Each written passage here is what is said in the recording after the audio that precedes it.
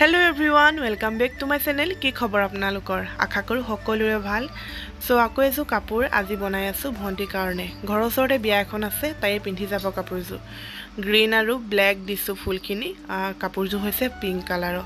ডাঙৰ ডাঙৰ গিপা ইয়া দেখিছে নহয় ব্ল্যাক আৰু সৰু গিপা মই গ্ৰীন কালাৰ দিছো। আৰু এতিয়া ফেব্ৰিক গ্লু সহায়ত গ্লুটো লগাইছো আৰু এই চাদৰখনতে লগাই দিছো। বস তেনেকি একেবাৰে সহজ হয় বনাবলে। আপোনালোকেও ঘৰতে এনেকে কাপোৰ এজো বনাই ল'ব পাৰে।